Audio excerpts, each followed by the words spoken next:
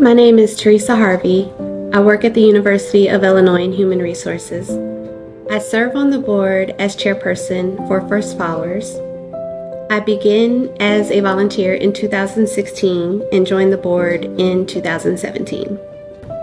As a mother of 4 sons, my motivation stems from witnessing the challenges faced by families, particularly those with loved ones impacted by the prison system. I firsthand experienced the difficulties in helping my sons find employment after their incarceration because they were labeled as troubled. FirstFollowers' goal is to build strong, peaceful communities by offering support, guidance, and hope to formerly incarcerated individuals and their families.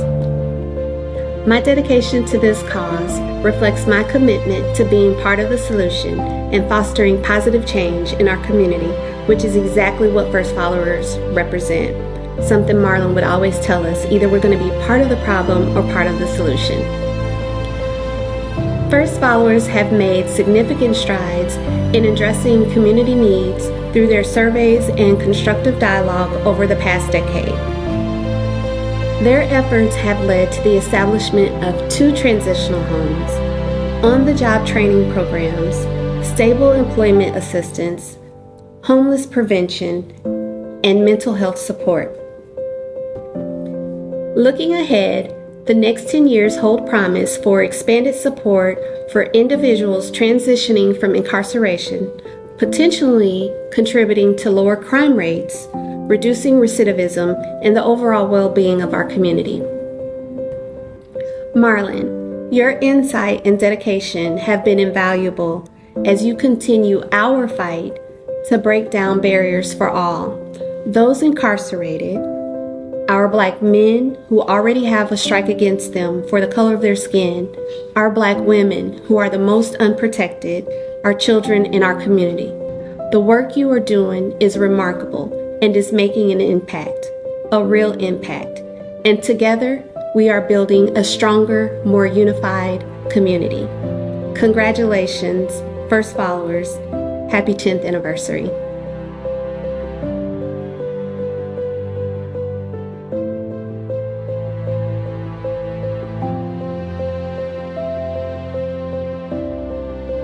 Hi, my name is Carol Ammons. I'm the state representative for the 103rd District. I remember in the early period of the beginnings of FirstFollowers actually coming out of the organizing out of the Independent Media Center that organized with CUCPJ, and at that time my husband Aaron Ammons had Citizens with Conviction. We believed at that time that the best thing that we can do to address public safety and reduce recidivism was to provide an avenue, removing the barriers for reentry in our community. At that time, we didn't have a reentry group that was working on the ground. James and Marlon became a duo, if you will, to establish FirstFollowers that would provide a standing organization for people who were returning to our community to help them navigate returning home. I think the most important thing that FirstFollowers does is to provide that first contact for people who may return home, who may not have the family support, or who may need somewhere to live. The work that FirstFollowers has done has been tremendous over the last 10 years. I've been so honored to not only protect FirstFollowers, but to help fund them and make sure that they have the resources they need to do the work that they're doing. So I've watched James and Marlon develop as leaders in the organization, with Tygar doing the outreach on the ground, really bringing people into the fold. Because they made a mistake in the past does not mean that they should be eliminated from economic opportunity in our community going forward. In celebration of their 10 years of service to our community and the 10 that they plan to continue to do, would love to see the growth of FirstFollowers so that they can make more space for so many people who are returning to our communities, who are trying to improve their lives, trying to change the outcomes that led them to incarceration in the first place. But they have another opportunity now because FirstFollowers is here to help them. And so we will continue to support FirstFollowers, and I know that FirstFollowers will continue to support our community. Thank you for your 10 years of service.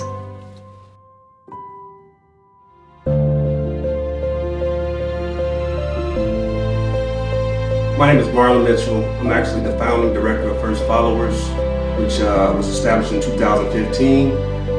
But actually, the concept came about around 2012. I just had this idea that I wanted to do more in my community. I'm James Kilgore. I'm the Director of Advocacy and Outreach for FirstFollowers Reentry Program here in Champaign. I've been with FirstFollowers really since the beginning, since we started in a meeting in a small room in a supermarket. My name is James Corbin. Usually go by the acronym of Tygar, which is Tygar, transform your goals in reality, or transformation, growth, and resilience. Those are 3 principles which I live my life by. I am the coordinator for the drop-in center at FirstFollowers, and I became a member of FirstFollowers in 2016. And at that time, James and Marlon were still putting the idea together, so I thought it was a great opportunity to become part of something that I feel is necessary in the community. When we formed FirstFollowers, we didn't just have the idea of providing services to people coming home from prison, which were desperately needed, but we also had the idea of forming an organization, of forming incarcerated people who would become a force for social and racial justice in the community. My name is Tamika Davis, and I've been with FirstFollowers for 10 years. I am a peer mentor and an organizer for FirstFollowers. When I came home from being formerly incarcerated, I had nothing and nobody to go to. I had no resources to turn to. The most cohesive part about FirstFollowers is just what our slogan means, building community through reentry. A lot of our mentors have come together. We share a similar passion, but we're not afraid to roll up our sleeves and do the work. I had my hand in a lot of different things coming up, so this was definitely an opportunity to make something that's needed within the community, and a chance to get polish my skills. Anytime you get a chance to work with some serious-minded individuals such as Marlon and James, you get it's like steel sharpens steel. So I couldn't pass up the opportunity. We help them with clothing vouchers, which we give them $200. We also give them phones because it's essential. That's an essential need for people that's coming home, for them to gain access to emails and being able to, once they put in applications for a job, they're able to get a phone call back. And also, if they don't have a driver's license or a state ID, we offer that as well. We also give them rides to DMV. We also give them rides to different resources. Whatever resources that they're needed, we find those resources for them. Well, they tell us those resources and we help provide that. To have something like this, I think it's a blessing. I thank God for running into Marlon and James and these guys. I see FirstFollowers as a movement. We are not a charity. We are a social justice organization. We get a lot of individuals looking for that type of charity work, but charity is something that's different. We believe in a hand up, not a hand out. We want to bring more organizations working together as a collective. FirstFollowers is focused on reentry. There are other needs in the community. We got to look at the entire perspective. Part of the transformation or transformative justice model is to look at what caused the harm in the beginning. So this is going to take all organizations to work together and get out of the silos. We're going to have to move from the silos into moving as a collective. Especially in these trying times coming forward, there's no other way out of this. We must move as a unit and learn to work together. We've become a voice in the city councils, in the county board, among faith-based communities, in the schools. We wear our blue shirts, we wear our blue hats, and people can see us coming, and they've come to appreciate how much we fight to get services and justice for our constituency and the community in general. So the advocacy and the outreach component of it is really the driving force of who we are, because we understand that in order to make strides to whatever mission or whatever goal that we have to come together and unify in one voice to talk about our own lived experiences so we can make changes in our community. My name is Cassandra Son. I first started with the First Followers in 2015. I was a peer mentor. Now I am the director for the new project we have, which is New Horizons to a New Beginning Women's Transitional House. The transitional house is for women returning home from being incarcerated. Okay, my name is Charles Davidson. I came to First Followers in, I think, 2016. So what I do is work in our transition center. And my part is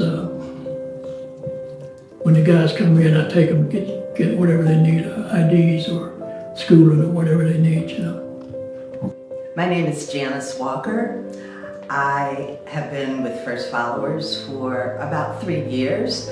I work in the capacity as a peer mentor, as well as an organizer for Families of Resilience.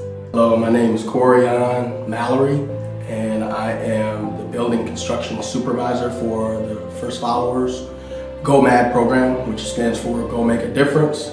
I started out as a peer mentor and grew into a supervisor of building construction where we're teaching young men and women 18 to 24 building construction skills, plumbing, electrical, flooring, building up the house, demo and renovation. My name is Angela O'Neill, and I'm a peer mentor here at First Followers. And First Followers mean a lot to me because it means community, it means unity, it means family. My name is Pierre Will Height, and I work for First Followers. I came to First Followers in 2023, in March. I entered the transitional house, First Step. I was a part of that First Step. Now I'm transitioning into my own apartment. First Followers has meant so much to me because it honestly helped me heal from being impacted, from family members being incarcerated throughout my years. First Followers mean to me a new way of life and freedom. Because if I didn't get that new way of life, I'd probably be in jail again. We're there to support them in their personal needs. Every person that comes through our house have different needs. So we work with them on a case-to-case basis. Some people want to go back to school, some people want to find a career, and some people just would like to have a decent job to be able to survive. So the First Followers has meant to me stability, growth, and community. First Followers has meant a lot for me. First Followers helped me be able to be productive in the community, to be able to give back and help people that were struggling or maybe struggling with the things that I had to struggle with when I came home from being previously incarcerated. So it's meant a whole lot to me. It's actually changed my life to where I had no sense of purpose, but now I know I'm changing young men and women's lives through the things that I'm doing with the First Followers. The most important thing I received from First Follow, the support that I needed to get back on track in life. You know, from counseling to therapy, and just seeing that I was okay, taking me to my appointments. And when I was in the hospital recently in October, they came to see me. They was there for me to just help me, support me, the things I needed. They was right there, and they continue to be right there for me. I'm grateful for First Followers. I'm grateful for the programs that they have because they have helped me. They have helped my sons. And I got grandchildren coming here. I have my mother live here. So it's all unity and community for me. So they have done a great deal for me. I mean, I'm so happy to be here. I'm grateful to be around like-minded people who does the same thing that I do to help out other people that don't know what's going on in the community, because I was lost like that. But now, since I got First Followers, I know about city councils, I know about our community, I know about our police, and I'm excited about all of it, and I'm grateful to be a part of it. And you will see my face many more times out in the community, showing love and getting to know everybody that's surrounding me. Thank you. So moving into the next 10 years, one of the things that we do know is that there's going to have to be more resources given into this mission. Again, we use a mentoring-based model, so we're looking for people to join the challenges to help support our efforts, and that's going to take us coming together as a community to continue to advocate for those who are marginalized. So there have been many organizations, government officials, and just the community in general that has supported us throughout the 10 years, and we really appreciate that. I think we've been doing great work, so there is a return on our investment. But moving forward, like I said, the next 10 years, we all come together and keep doing what we've been doing.